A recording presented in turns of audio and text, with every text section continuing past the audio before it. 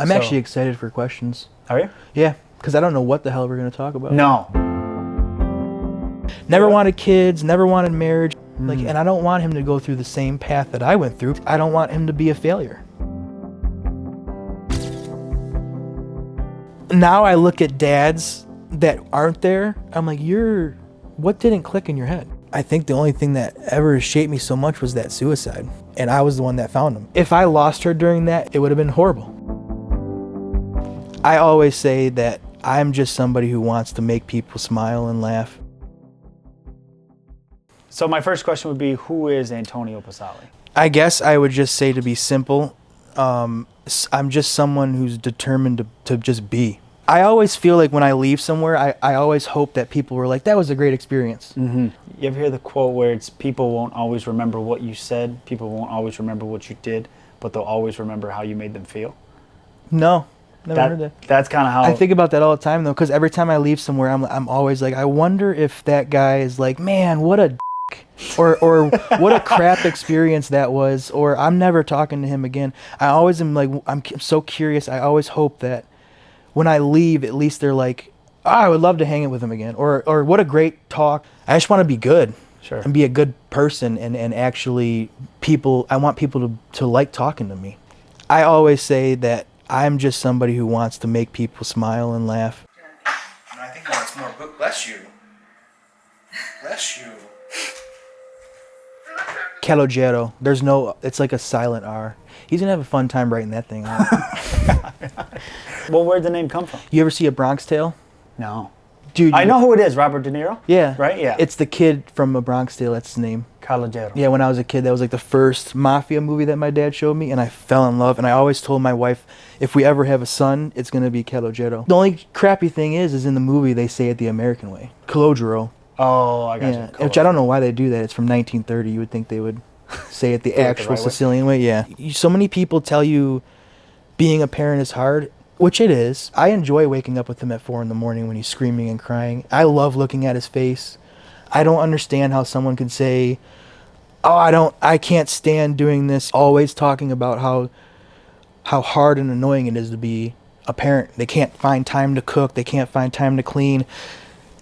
I do all that stuff, and I'm still finding time, and I still enjoy all of it. I think it's just people who don't like their lifestyle or situation that they're in, and then they take it out on their kids. Yeah, it's a risky road, too, because then once your kid starts to develop, like understand what's going on, then it starts to become a burden on him, like he's the problem. Yeah. Or she's a problem. That's another reason why I don't drink. I don't want him to ever see me with a liquor bottle or anything in my hand. So it's one of those things where, like, when you have a kid, you start thinking. You start quitting things real quick.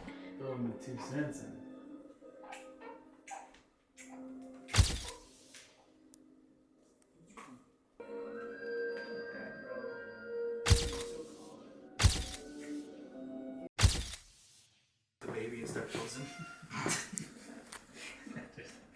Everything. Oh wow, thanks.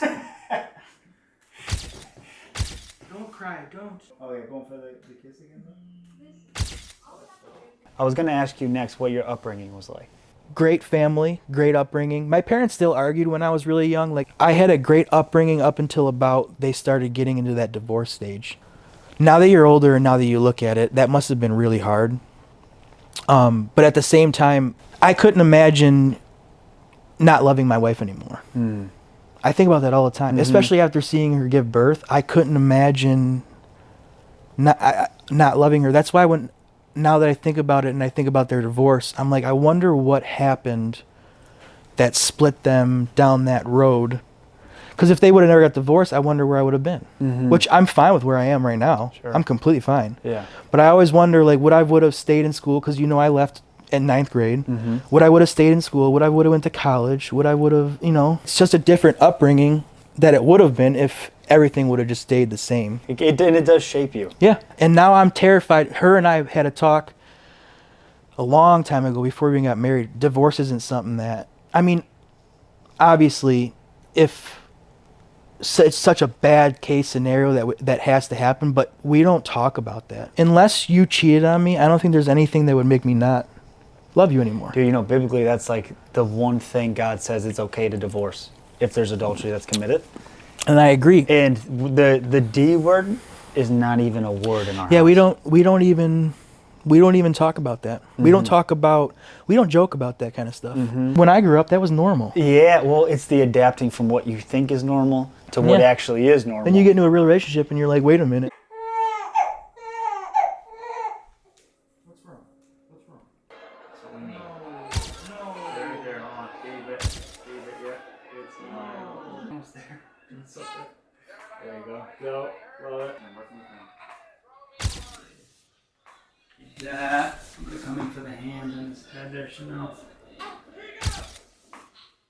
Well, speaking of you as a kid, what were you like? I know what you were like. Curious. My grandpa always said I was too smart for my own good. As a kid, I always was so interested in everything, dude. I wanted to do everything. Like when I seen I see a garbage guy come down the street and and then I wanted to do that. I still am like that to this day. When I talk to somebody and they tell me their career, I'm like, I wonder, and then I'll go home and just, I wonder if I can do that. I've always been like that. Yeah. Yeah, I as a kid, I was I still am. Just adventurous, curious, question everything. Always question everything. I've always been, I remember my dad used to always tell me, people would tell me things and I would kind of look at him like, are you sure that's, and he'd be like, it's the funniest thing, because when you see a kid questioning things, you're like, usually kids just go. You go put your finger in that socket and then the kid runs off and someone tell me to do that when I was a kid, I'd be like, I don't think that's the right thing to do. Yeah. Ahead of your time type stuff.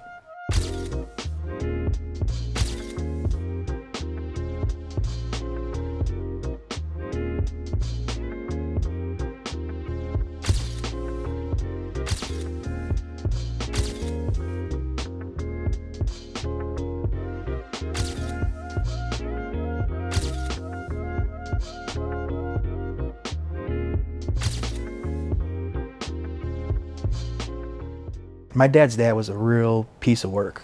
My dad's dad was a pool shark. He gambled. My dad's dad actually left when my dad was, I think, 14, because he found out that another woman had his kid. So he left my dad's family, which he actually had 2 kids with, my grandma and him. Left that family, went to the other family, and then when that kid turned 18, he found out it wasn't his kid. And then my grandma took him back. So you can understand how my dad hates this guy, like with a passion. So my dad never grew up with a real good father. So I always, now that I'm older and I think about things, I'm always putting that in the back of my mind, because he didn't have a good father. So he probably struggled because he didn't have somebody that showed him the right and wrong way to do things. He had a great mother. My grandmother was a saint, like the most religious. She was a catechism teacher for her whole life. She was a saint, but I don't know what she's seen in that man. He just was not a good father. So I always, now that I'm older, I look at it, I look back now, and I don't blame him that much, because he didn't have somebody that showed him the proper way to do things. Well, which sucks. He did everything right, in my opinion. Just the divorce for them was really fishy during that time, but everything else he did so right. And to not have a father and to still do everything that good, it's insane. It's insane. I look at my dad very similarly. I definitely, I never met my grandpa on my dad's side. He passed away before, both of his parents passed away when he was like 25. Really? 26, yeah. So right before my brother was born, he lost his parents. So he not only didn't have them, he had to figure everything out like immediately and at a young age.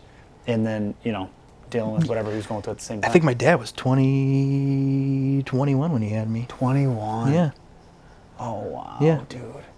That's crazy. That's what I couldn't imagine. Like, I'm 32 and I have a kid, and I still am clueless. I couldn't imagine at 21. Like you said, though, you kind of understand as you get older. A little bit more. There still might be some things like, maybe I didn't have to go through that necessarily, but I do understand more of a perspective on where you were coming from. I just told the client that the other day, because the client was telling me that her husband left after 15 years. He left a 4 and a 7-year-old. Oh, no. Out of nowhere, just left. And I said, can I give you a little bit of advice? And she goes, absolutely. I said, I've never been in this situation, but don't bad talk him. I said, just keep doing what you're doing. Say what you need to say. He's a good father. Just say whatever. Don't bad talk him, though, because I promise you, when they're older, they'll know who the real piece of crap was at that time. So that's what I told her. I was like, you just need to just push on And I promise you, when they're old enough to understand, they'll know who the real person was in that situation. Yeah, you let them figure it out for themselves. Yeah. You don't need to stir the division up any more so than That'll what's make it already worse. occurring. Yeah. Bro. And then, like you said, it falls back on them. Yeah. Then you look bad in the situation because you were the one that was talking all that nonsense. And then, you know, you get older and then they'll realize who it was. So.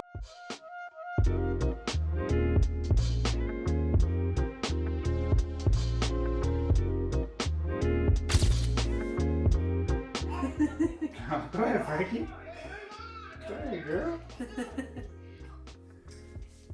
The face of I just peed on the floor downstairs.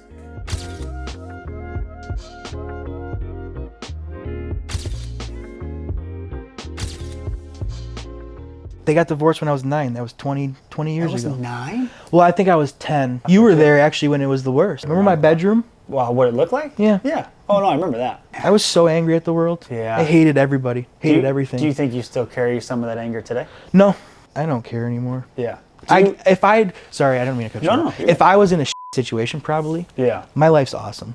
There's nothing to look back on and be like, damn, this sucks. Did you have something that helped heal you from that? Did you do therapy? Did you do like My wife. Yeah. I think everything started healing the minute I got married, or the minute I got into a real relationship. Mm-hmm. Everything just started slowly unveiling themselves and then healing. It's a peace that you've never felt before. And you're like, okay, I got to clean my stuff up. That was me for sure. Like anything that I was doing, weed, all that stuff, like that was harming for me. I was like, okay. And then most importantly, I had to figure out my head, figure out like all the stuff that I'm dealing with. I got to start healing from that. I got to start growing from that. That's when I just started going to therapy like maybe 2-3 months ago. Which is fun. Dude, it's amazing. Yeah. And I've done it a few times. It's rough, but it's good in the long run because of all the stuff you got to bring stuff out and go through it again to kind of. Yeah, then you're on the car ride home. You're like, man, I never thought of it like that. Yeah, yeah. I've left a few of those where you're just like in an awe. Yeah. I'm gonna stop right now, bro. There's a spider. Hold on. You don't like spiders? I mean, You're so godly, dude. Not my. God created that spider. You just flicked it right off of the thing. I'll repent later. Don't worry about me.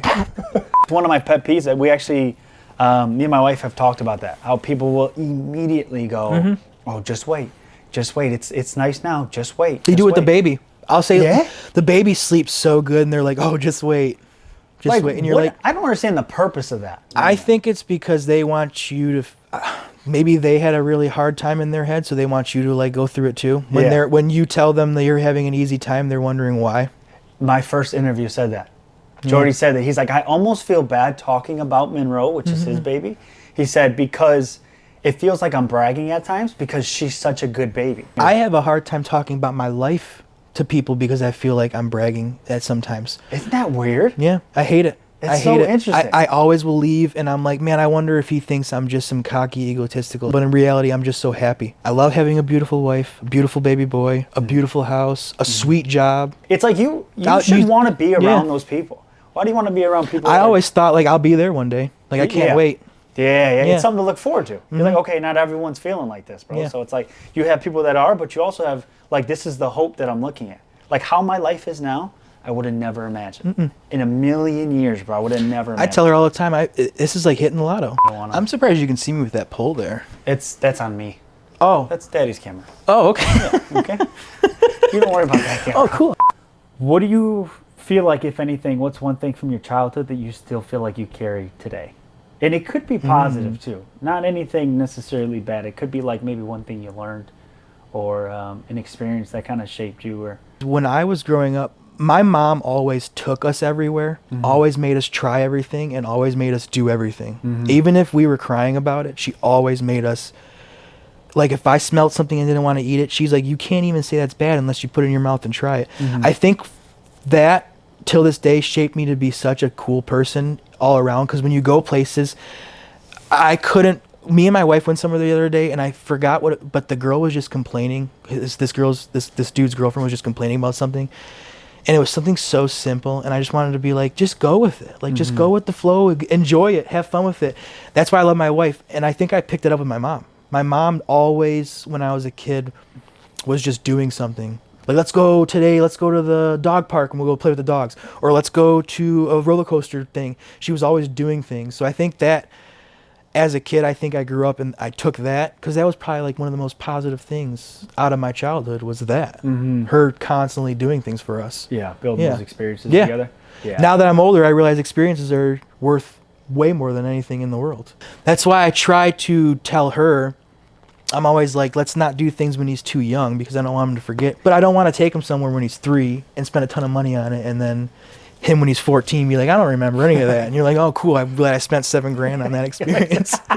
Sick, dude. Yeah, super fun. Sick, dude. I missed the mortgage payment for Yeah. that experience, bro. Well, speaking of wife, dude, I want to kind of jump into pre-parenthood stuff. So, meeting her, how did you meet her? Bumble. What was that experience like? I'm not gonna even lie. I wasn't even looking Sure. to get married. I was on every dating app possible. Okay. Because at the time I was 27 and I just was at a really hard, I was drinking a lot and I think I was just trying to find feelings in anything. And then when for some reason I swiped on her and I would have never gone, like if I would have met you on Bubble, I wouldn't have gone on a date. Like I would have never met you out at a restaurant or anything at a bar. I would have just told you to come over. We'll have fun at the house. We'll drink or we'll play darts in the garage or something. With her, for some reason, she was like, do you want to go to a bar and we'll drink for a few and then we'll just, we'll go home not together, but we'll just go and then we'll see how it works. And I was like, you know what? Let me just try it this one time. She was so like, that was one of those ones on where like, is this even real? Yeah. Is this even real? And then you show up there and I remember she was facing the opposite way and she had her back turned. And the girl was like, are you here to see somebody? And I didn't even like look at her and I was like, no. And I just like walked to her because I was drenched. And I rode my Harley there. I had boots, blue jeans, and a flannel with like a tank top underneath. And I smelled like ass because I was riding in 90-degree weather. And I remember she was sitting at the bar and I tapped her shoulder and then I sat down. We just ate and just kind of had a couple of drinks, maybe said a few words here and there. Just like for any reason, or I think we were both just so nervous. Okay. Like and then I remember she said that I went to the bathroom and the bartender that she knew was like, "How's it going?" And she was like, "I don't know. I don't think he likes me at all because he's not even saying anything." I wasn't in my place. I was in a rich area. I'm not rich. Yeah. I was on a motorcycle. All the cars were Porsches and Lamborghinis and Ferraris, and I'm like parked with this 1999 Harley sitting in the. Yeah, it was just. Fresh Prince of Bel-Air. It was not what I expected, and then I was like, I'm never doing this again. And then the way home, I remember she texted me and was like, "You want to go out for another date?" And I was like, "Really?" The second date, that's when I knew it was it, because we went to an Italian restaurant, and I called her and she was like 20 minutes late, or I think I was 20 minutes early. I was so nervous. I think I just got there super early. Yeah. And I sat, and I remember she walked in and I looked at her when she walked in and she was looking for me. And I was just, I didn't, how you're like, Yeah. I didn't even care. I just was staring at her. I'm like, dude, she is so gorgeous. And then she walked over and I think I fell in love within like literally like 10 minutes. Because we were at a booth. No one was around. There was no talking over. There's nobody here talking. There's no drinks going anywhere. There's no bartender in your face. And we were just kind of talking. And I was like, man, everything that she was saying was what I wanted. And I never wanted anything until she was saying those things. And I'm like, dude, what in the hell? Never wanted kids, never wanted marriage. And then when we left, I was out like driving home and I'm like, man, I think that's it.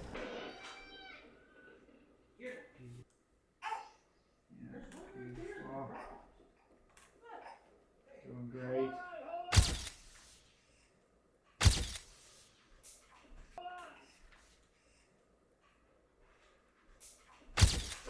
Oh. You can eat a little more lean. Yeah, like that. Yeah. Make sure you get that fat rock in there, Tanner. It's the only thing I've been zooming in on, dog. She's not even in the photo. She.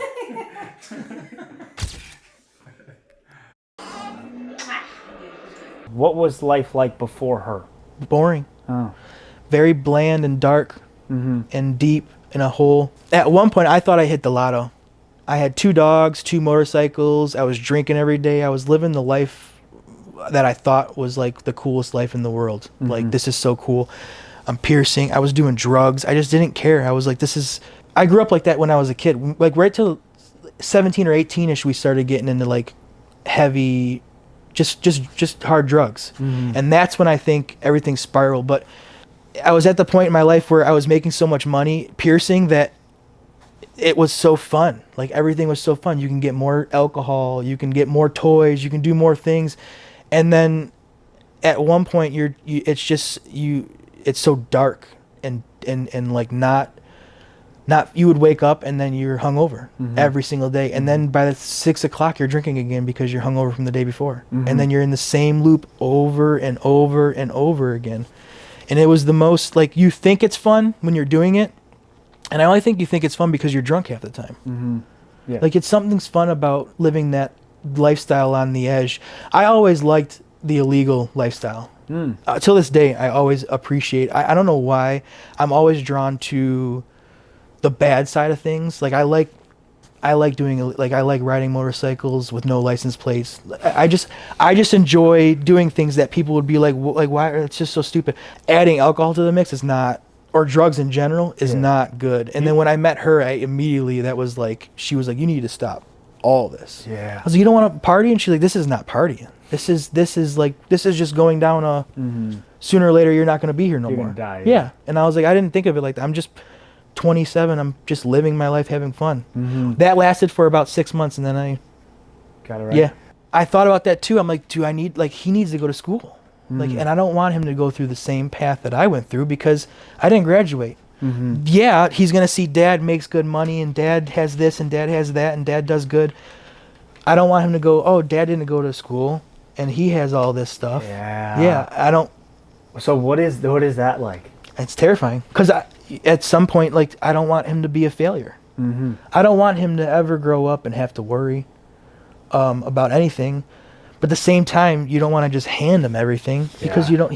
Then he'll grow up and have to worry. Yeah, because he won't learn basic skill sets. If I die when he's 15, I hope and pray that I do everything to where he'll be fine. Like if my dad died right now, I'd be fine. Not like with him dying. No. Like if he died, I don't think there's. I'm okay. He taught me enough to where I can take it from here. He did his job. Yeah. Yeah. Yeah, Absolutely. there's still sometimes where I call him and ask him something, and then he'll answer it, and I'm like, I knew that answer. I just wanted to get the affirmation. Is that affirmation? Yeah. From him to For confirmation. yeah, to see if I was doing the right thing. And even sometimes he'll be like, I don't know, and I'm like, oh, cool. So who what are we doing here? Like, what are we doing here? That kind of shoe. You could put this hand on her over here, and then this hand on her here. Yeah, there you go. Come on, dog. Let me look up. Yeah, look here. Oh, dude. I'm gonna hang this on my wall, man. So my dad's 60th was yesterday, and he just called me, and he was just telling me like just how proud he was, and he's like, if I go tomorrow, I feel good because you guys are well off. You guys That's are a good feeling. Finding success. You're married, but all this stuff, and he's like, it's just everything I could ever hope and pray for. My dad does it through text. Oh yeah. Yeah, he doesn't do it. I would love for him to do it like face to face or like on a phone call. Yeah. But he'll text me and be like, I'm so happy with where you are. Which I love that. I've never heard him say stuff like that to me though in person. So that'd be a sweet phone call. Interesting. It's just like me. I don't like, if you buy me things, I'm really weird when I'm opening them up. And then when you leave, I'll text you and be like, oh my God, thank you so much. I can't believe you did that for me. That's why I almost want to be like my father. Because when I was growing up, my father was so harsh. Not like in a bad way, but he was so like hard on me to where I'm older now and I get why he was so hard on me. And I don't want to do it to him. But at the same time, I'm like, man, you almost got to be tough love with him because I don't want him to grow up and be soft. Yeah. You got to show him how to be a man. And I don't know yet. But Where's that line? Yeah. Yeah. As I was just gonna say. I'm never going to hit him, but like, where's the fine line where you scream at him and then don't, like where do you, it's just, we're not there yet, but it's like, I can't wait till where I'm in the garage going, did I just yell at him for the wrong thing? Or did I just create a issue that wasn't even an issue because it was my issue and not his? Yeah. It's terrifying. I think what's important too, one of the interviews I did already, he said to be aware of when to say sorry and ask for forgiveness and stuff like that. I think that's so important, especially as a parent doing it to a kid. You're showing the kid how to make a mistake and and to accept forgiveness, which is important, but to also like give it out as well. Like, hey, even me as your dad, who you look at me like I know everything, I made a mistake just then. Yeah. So I'm sorry for that. Here's why I did it. And then explaining to him instead of just, yelling and then walking away and then never knowing why. Oh, hold on. Cat's head's in the shot. It's okay. Just cut her out. Yeah, like that. That's perfect. That's very cute right there.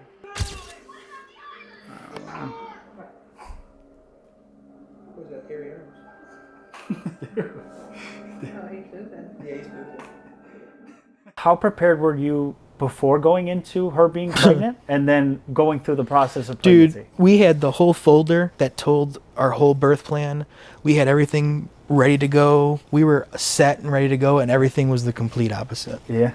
So I know you're very religious. I wasn't religious until he actually was born. Okay. Well, I was when I was a kid growing up. Yeah, and I then remember that. And then I stopped for a long time because I think drugs and alcohol kind of veer you off of that path no matter what. Mm-hmm. That's such a weird experience that I don't think anybody's going to be able to plan for. It's also a barbaric experience. I don't care if you do drugs and you do it C-section. I don't care what you do. It's such a... They've been doing that ever since ever since humans were around. It's been going on forever. If you can plan all you want, it ain't going to go the way... It might. Mm-hmm. You might get that 5% chance where everything you did to it was to a T and it just went perfect. Which I've had clients come in when they're telling us good luck. They've said like, oh, we've had pregnancies that lasted, births that lasted 30 minutes where it just was, we were in the hospital and it was right out.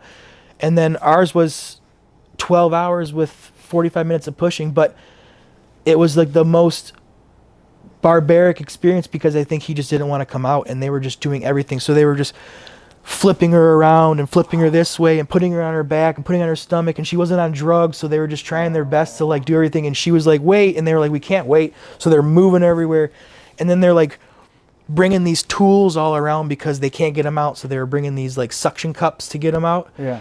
And she's asking what's going on, and they're like screaming at her like, there's no time to tell you what's going on, like we have to do it now. And our plan was to have such a dim room, 2 people, nothing going on, just very calm. It was so chaotic in there. Like people running in and out. There was like 12 people in there at one point. Dude. It was so bad. And I'm like freaking out, and I'm telling her like to breathe, and the nurse next to me is telling me what to tell her because I was saying the wrong thing. And I'm like, dude, I don't even know what's going on. And I'm telling you, can plan all you want. Yeah. I don't care what everybody says. Plan all you want. It doesn't go the way you want it to go unless like it's just luck. Yeah. If you go in there and it's an easy birth, that's just luck. Good for you. What were you feeling throughout her pregnancy before the birth? I actually was pretty calm. Yeah. Yeah, I was fine up until she started having issues giving birth. Her pregnancy she was very healthy, no issues, like everything was perfect. Mm-hmm. Up until he just wanted to be stubborn and wouldn't come out. They were talking about C-sections and this and that, and she was just trying her hardest not to do any of that stuff, which I don't judge anybody. We were just trying not to do that route. We didn't want to go through all that. Sure. She didn't take any drugs too, so she was trying to go natural. So it was just like one of those things where you can just be so ready. I was so nervous, but I think when it's happening, it just goes away. Mm-hmm. Everything just fades away, and you're there in the moment. And then when it's done, you're like, did that really just happen? Mm-hmm. I feel like it's like if you got into a car accident and you break your leg and then you're sitting off to the side going, damn, like I don't even remember that my leg's up here, and you're like, what the hell just happened? It's such a long but fast experience. Yeah. It's so weird, dude. But like I told her, I became religious after that again because it's such like a spiritual, it's so weird. The way you look at the minute he comes out and the minute you see what she went through and the minute that everything's all said and done and you see him laying there all peacefully and you see his eyes open and you're like, it's the most surreal experience that you can think of. Mm-hmm. Like there's nothing that amounts to watching her hold him for the first time. Like you just feel like there's something else. Mm-hmm. It's just weird. Yeah. I can't even explain it to you. I think it's also because you wait 9 months and then when it's there, it's like, wow, this is really happening. Mm-hmm. It sucks that some people can't get that. Mm-hmm. Some people have the baby and it goes right to NICU or whatever it's called, and they don't get that for weeks. And now, before having the kid, I would never look at videos and cry or anything. And now having a kid, I look at like videos where moms can't hold their babies immediately, and I'm in tears. I'm like that. I couldn't imagine having the kid and then not being able to be with him like immediately. It just would be, that's a nightmare. Do you think having the baby softens you up a little bit? Yeah. I'm crying right now a little bit. Oh, yeah. If you asked her that, she would tell you in a nutshell. Yeah. She's like, she said it unlocked something I've never even seen in you. Now I look at dads that aren't there. I'm like, what didn't click in your head? Like, what didn't, or like dads who just up and left, like my grandpa with my dad. What happened in your life where that didn't click and change you? Like, I don't understand how you can have a kid and it not change you so much. Yeah, dude. What a romantic this guy is. Golly. Keep that. We'll get one more. Hey. Hey. Hey. You okay? You're okay. You're okay. You're okay. You're okay. You're okay. He looks like that thing. You ever watch Harry Potter? You know the thing they pull out of the dirt and he's screaming, the mandrake? I was wondering where that was going. That's what he looks like. I had so many Ain't no questions. way, bro. No, just take your time, man. It's the most important interview Oh, in I'm my done. life. It's the most important interview in my life, dude. Don't even. It means everything to me, but feel free to just. Oh, just take your time. Just go ahead. Did you guys want a boy or girl? We both wanted boys. We told her this was our plan. If we had a girl first, we would try again for a boy. If we had a boy first, we were done. But after that traumatic experience, I think we were done whether it was a girl or a boy.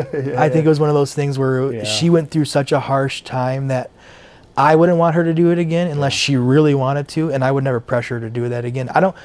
I told her if I lost her during that, it would have been horrible. Couldn't imagine. That's such an unsafe experience. It's so weird that people do it. That same day we were there were 17 babies born within 11 hours. Oh my God. And I'm like, that happens all day, every day. People are like, women are going through that all day, every day. It's crazy. Yeah. Someone said it was a little rough. Oh my gosh, man! I thought I was gonna die. Yeah? Like legit. I remember I told Tony, I was like, "You're gonna die." I didn't feel anything. You were good, Tom? Yeah, I had a great time. You described earlier what it was like when you got to see your wife hold your baby. What was that feeling like when you got to hold your baby? I feel like they robbed me of that. Oh, really? So after she had him, she was going through it. They had to like stitch her back up. Yeah. Pretty good because she had a pretty bad tear. So during that stitching, they were like, just here, take him. And I was like off to the side, like looking at him. And at the same time, I was so concerned with her because I was just kind of making sure they weren't like overdoing it with her because she wasn't on any drugs and they were just kind of going to town on her to get her to stitch up fast as possible. And I was just trying to tell them to calm down.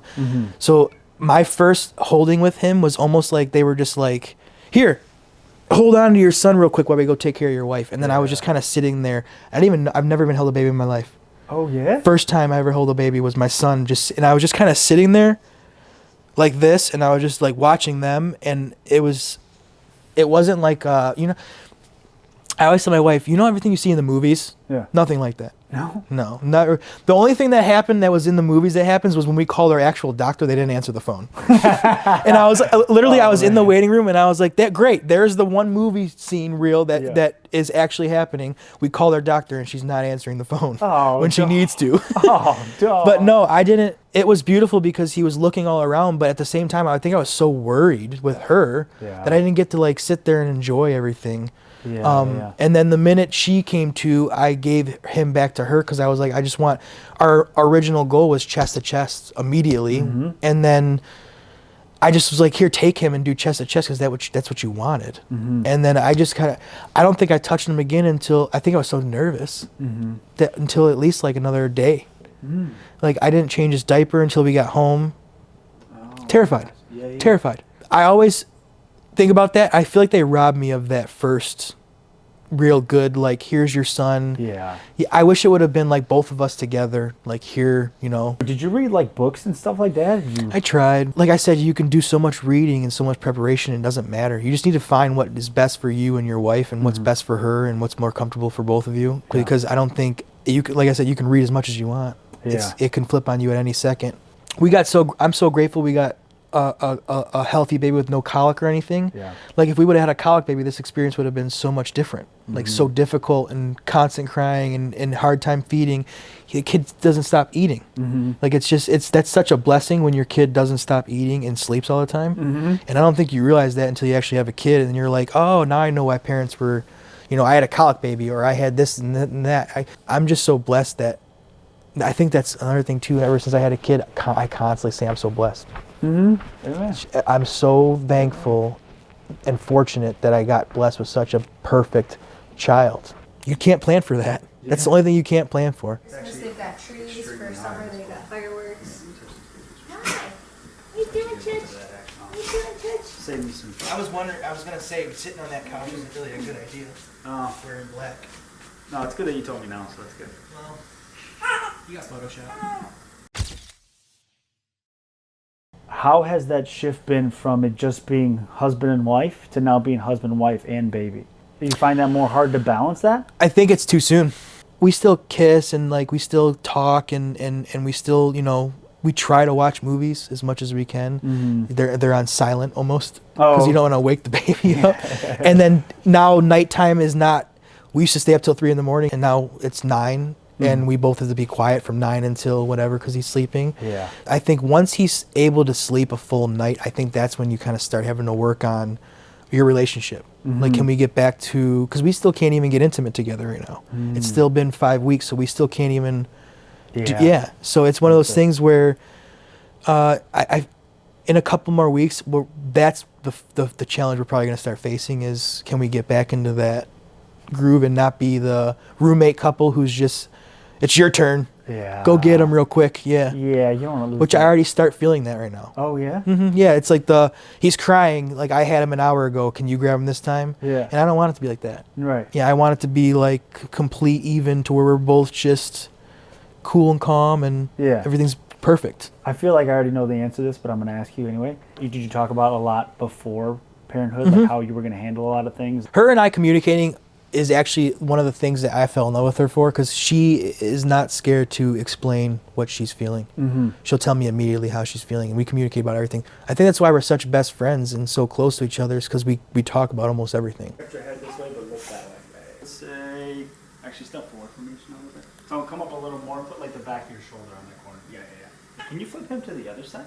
Just so I don't block light in my face, if that's possible. Yeah, that's good right there. Yep, everyone stay exactly where they are, so no keep looking at me. Tell him you keep looking at him.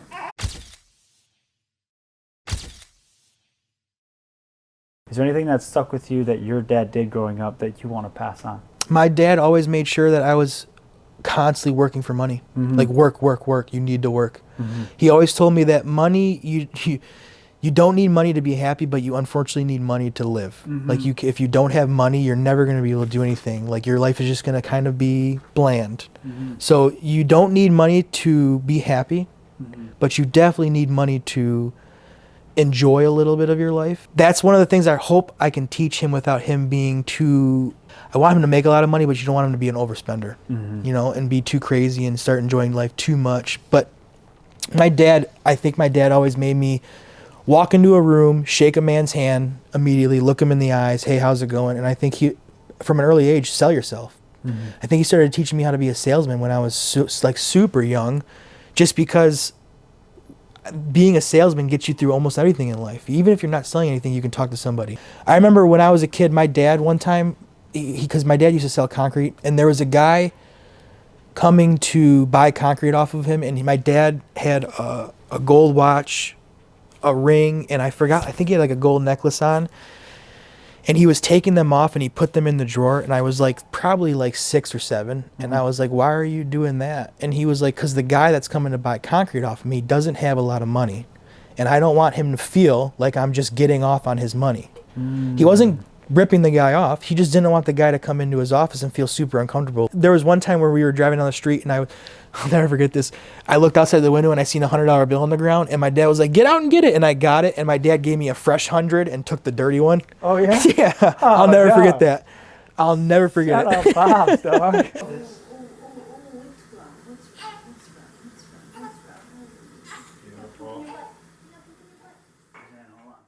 What's been the hardest moment in your life so far. I think the only thing that ever shaped me so much was that suicide. Yeah, so do you mind if we talk about that? So what happened with that situation? Do you remember? I do. And I didn't know him as well as you knew him, but And I grew up from like 13, 12 years old until 20 to when he killed himself. My dad basically took him in, gave him a job, gave him a place to stay. So that kid was basically like a brother to me. But when I was 21, he was 20. He killed himself. We both lived in the same house together. We were both drinking. We were both doing drugs. And one night he just decided to take his own life for some reason. And I was the one that found him at like 1 o'clock in the morning while I was on drugs. Yeah. I think I was on acid, so that experience was the most weird experience of your life, because you're not only are you on acid, which is weird alone. Yeah. You just walked into a suicide, which you have no idea what that, like, if it even is real. Such a weird experience to deal with, especially on drugs. And you know who the only person who answered the phone was at 4 o'clock in the morning when I was trying to get people to come over? Who's that? My dad. Yeah. Only person that was, by the time when I called him, because when I found him at 1 o'clock in the morning, I called the cops. They got there, took my phone. It took a little bit for them to give me my phone back. Then I called my dad. Well, I called a bunch of people first, and no one would answer, because obviously it's 3:30, 4 o'clock in the morning. And then I called my dad, and he was there in a nutshell. Like, it wasn't even a thought. Hey, does this happen? And he was crying on the phone, and he was there in a second. And then all of a sudden, he's there when you really need him. Yeah. It just switched. That was the start of mine and my dad's relationship. And I think that's why I started to really, like, talk to my dad and respect my dad more. Not saying my mom wasn't there. It's just that was the one time where my dad stepped up, and it just changed everything. Yeah, for sure. Yeah, and I think the suicide changed me in such a weird way, because now I look at life like there's nothing in the world that could be as bad as that experience.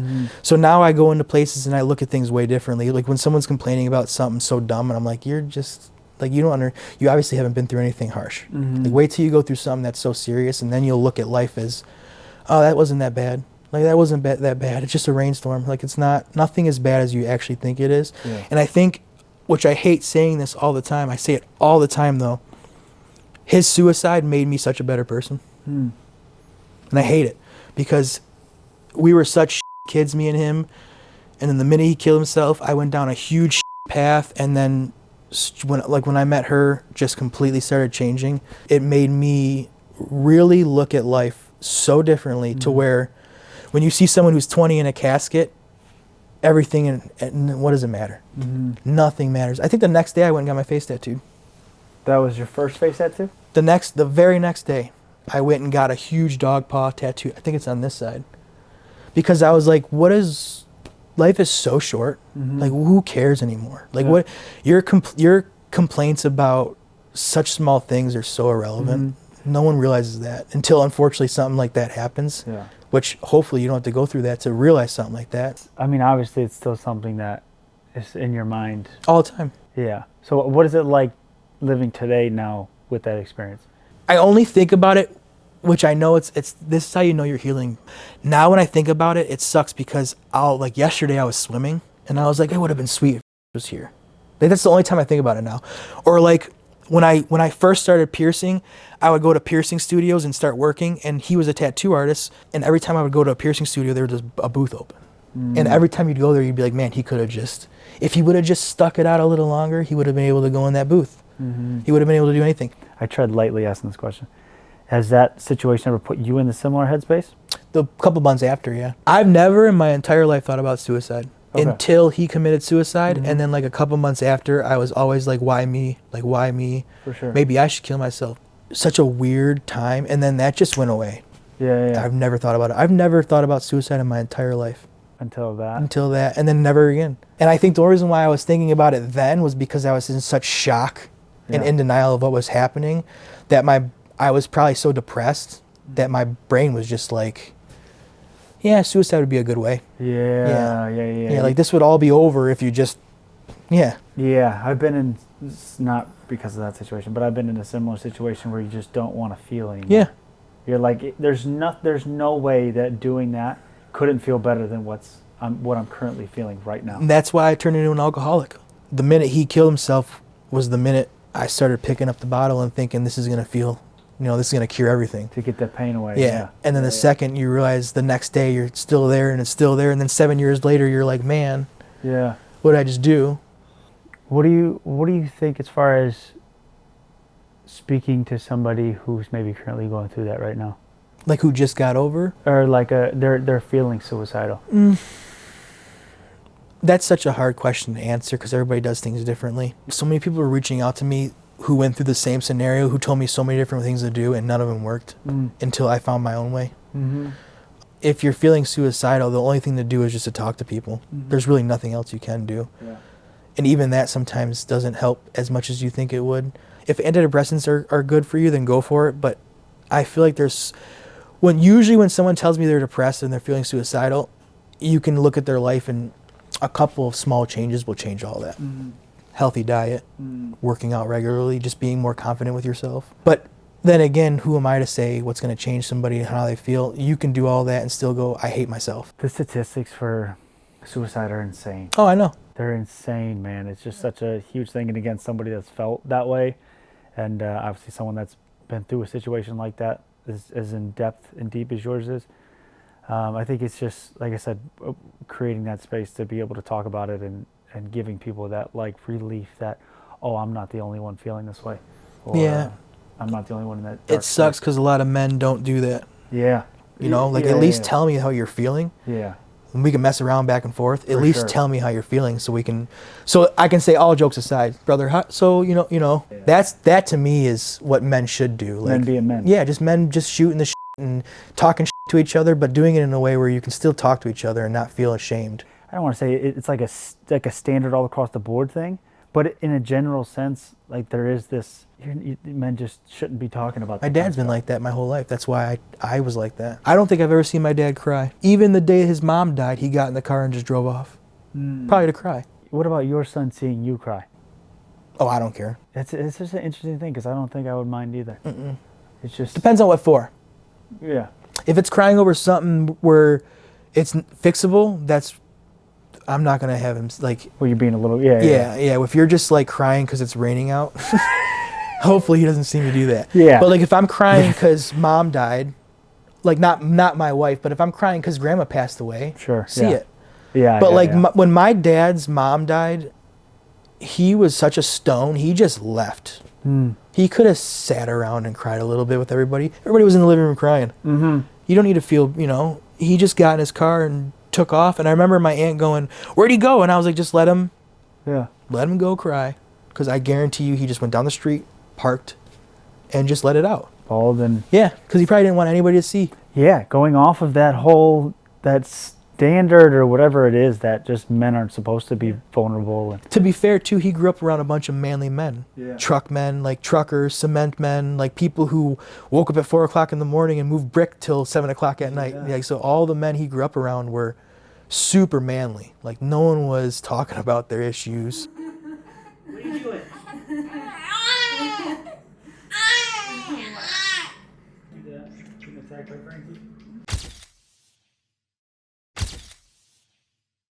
did you have like doubts before you were a father, being a father? When you asked me in the beginning who I was, Yeah. I'm very confident. There's nothing you can tell me that I don't think I can do. And I know that sounds arrogant or cocky, but coming into things like this, I'm winging it, but I'm fully confident that I'm fine. Like and I also always think like there's dumber people out there who have kids, and if they can do it, That's great. I'll be all right. That's great. It's gonna be nothing short of a masterpiece. A little bit tanner than what you actually are. Just give you a little color, dog.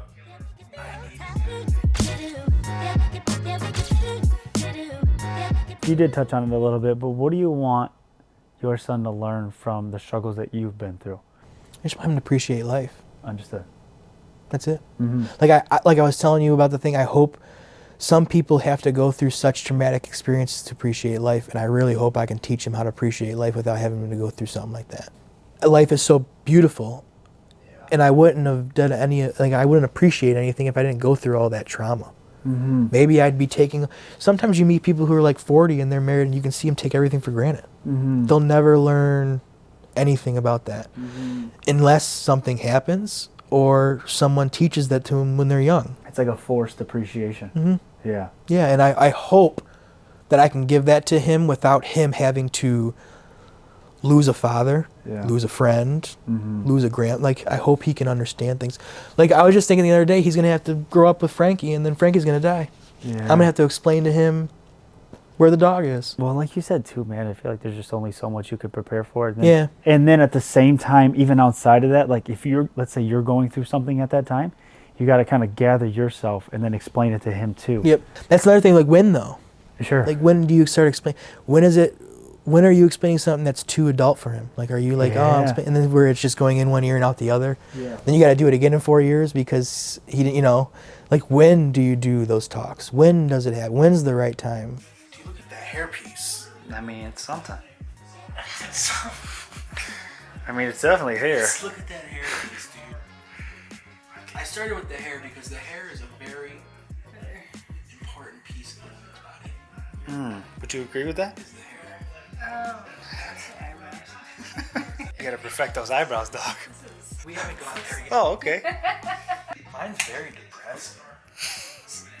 How's that even? Mine's starting to look off like one of those pictures they show kids when they ask them what they think when they see this. Like therapy? Yeah. Like, how do you feel when you see this picture? Uncomfortable. Oh, you need ears. Oh, okay. Oh. I'll put a bow there. Whoa. A bow? It's giving Rod Stewart. It's given. Lord Farquaad for Shrek. Tony. Pumpty.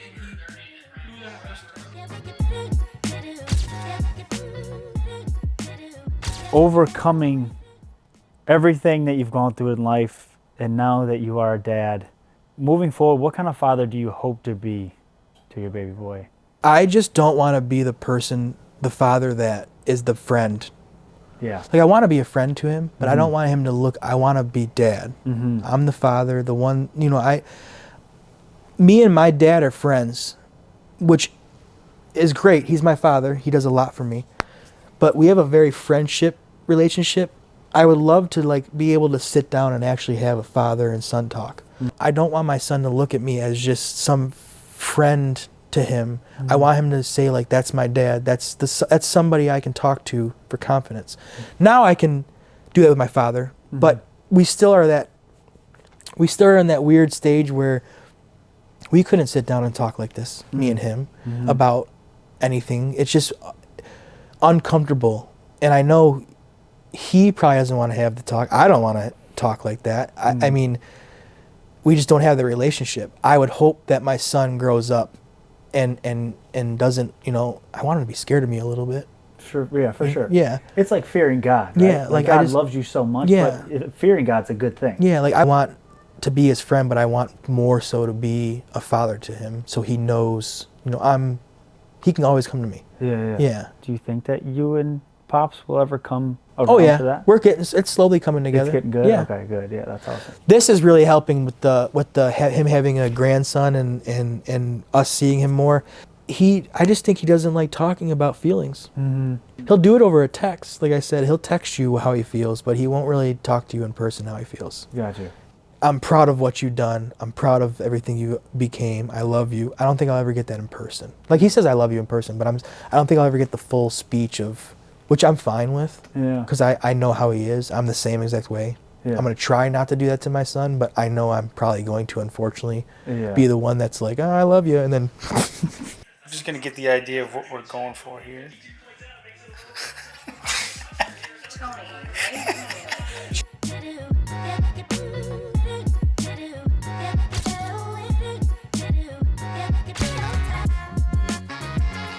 Dog, what are we doing, dog? What are we doing, dog?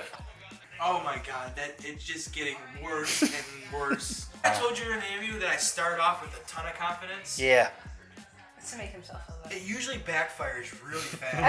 Every time he's like, be careful, and then he ends up hurting himself, and I'm like, yeah. Yeah, Don, it's gonna be. The reveal's gonna be rough there, pal. I'm trying. It's unfortunate because you don't know what hers looks like. And I don't even know where to go from here because if I add anything more, it's just gonna make it worse.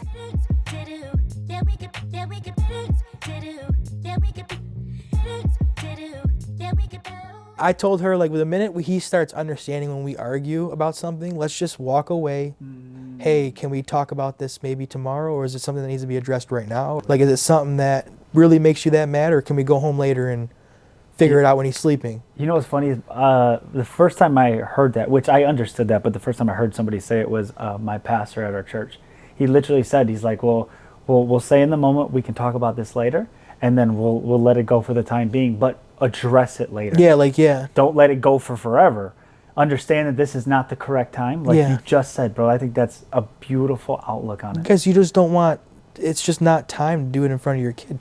Just wait a little bit. Yeah. Also, if you do it immediately, who knows what you're going to say? Who knows what's going to come out wrong? Yeah. Maybe 10 hours from now when we talk, it's going to be complete. Hey, maybe I'll realize I was wrong. Yeah. Hey, you know what? I don't even need to talk to you about it. That was me. Yeah. My bad. Like, that was totally, I just blew up on you. Yeah. Yeah, it's just something so simple that you can just wait and do. Give it some time. Cool down a little That's bit. what she always says too when we get we'll argue about something. 30 minutes will go by and I'm like, why aren't we talking about this? And she's like, I'm just waiting so I don't call you something dumb. And I'm like, okay, I'll give you some more time. Yeah. She's like, I just need some time to, think. Yeah. And then we can sit and we can talk. Because if we just say something and we disagree and then we're talking about it immediately, usually we're just gonna start throwing shit out. Yeah. Like, oh, you said this. No, it doesn't matter. Take the time to process. Just think. And then normally when you come back, you both have a solution. It's probably going to be the same. You guys don't understand real art. Art, it comes from... Yeah, babe, let's zoom in on this, babe, because I feel like he's about to drop some knowledge. Art comes from the eye of the... Tiger? The beholder of who thinks that it's artistic. Yeah. I've seen... If you were to put that on a t-shirt... It might not sell.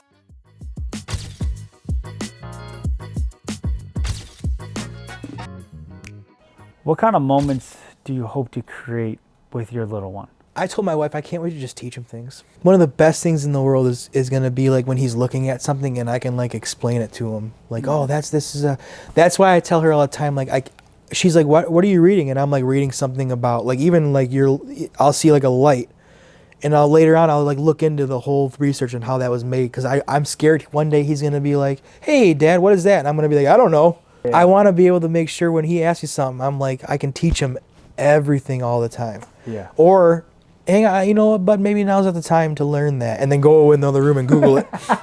And then, hit him back with, I think that teaching him is going to be like the most exciting thing. Yeah. I can't wait to teach him something and then watch him try to go figure it out. Like just sit back and just watch him with his mind and see how he does things. Yeah. I can't wait for that. It's such a huge thing, bro. Because I remember when I was growing up, like my dad would be working on cars or he'd be building. It was just so cool to see him do it. You just get to watch him do it. Yeah. You know what I mean? Like, this is my dad, man. Like, it's cool because now you get to pass that on. I know. I can't wait. I almost want to. I thought about telling Chanel I wanted to buy a car just to work on it with him, or a motorcycle just to like. That way, when he's older, he's like, this is the one that me and my dad. That way, if I die when he's 9 or 10.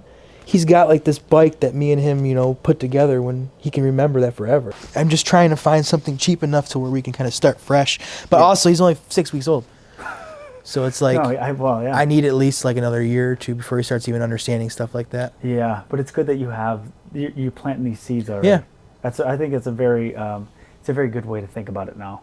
Shows where your heart's at with all this, which is, it's amazing. It's what we need. Real dads. Yeah, amen, bro.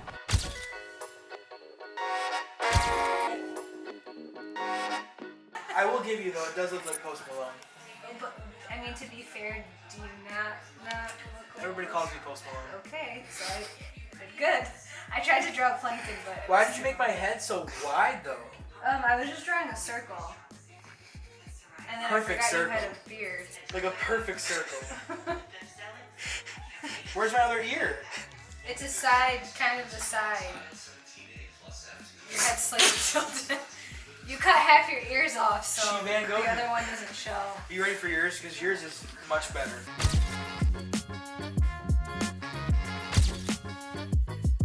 It's not bad. something good comes out of it. I just was I honestly was expecting something scary. I mean, I look a little angry. that looks a little scary to me. I also thought you were gonna be an ass and like make me hairy or something. No, I was thinking about it. $20. I'm a good friend. I'll take that. How do you feel? $20 good? I'm just happy to be here. It's not horrible. I'll take the line. Your friend drags you. I'm talking to you. Oh my god. Dan. Your friend drags you to an art show Okay. and says, "This is my art. Would you buy it off me so it makes me look good?" And this is your biggest friend ever. Not like fattest, but like best friend ever. Like, it's not like, is it supporting the cause? Yep, it's going towards Art school for whatever's the best thing you can think of. Oh yeah, if it's going for a cause, like, yeah, And then what would you do with it after? I'd donate it to that same cause. Yeah, there you go. That's fair. I'll take that.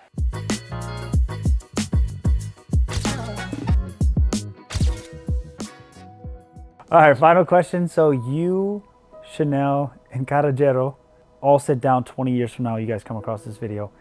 What would you want to say to them? Your thoughts toward them, your heart toward them, how you want to be as a dad? First, I would say look at your dad thinking that he knows it all. Because most likely when you look at yourself back like 10 years ago, you're like, look, I thought I knew everything and I didn't. You're probably going to be 60 looking at yourself when you're 50 going, man, I thought I knew everything, but I didn't. I hope that we still have the same love. That's a big fear. Like you never know what's going to happen 20 years from now. So I hope that we can watch this again and he can kind of go, oh, I can't believe you said all that. And we did it all. Like we're all still sitting here. We're all like, you did exactly what you said you were going to do. That would be cool. Or I know I talk about me passing away a lot, but if I pass away 20 years from now and he looked at this video and was like, wow, Dad thought the same way he did 20 years ago that he did now. Like that's the coolest thing ever. I hope that when he's 19 or 20, he can go, Mom and Dad still really love each other. That'd be cool. I hope 20 years from now, we're that couple that still is sitting at the kitchen table and like flirting and still like kissing in front of him and like, oh, Mom, stop. Hey, man, bro. That's it, G. That's it. I appreciate you, bro.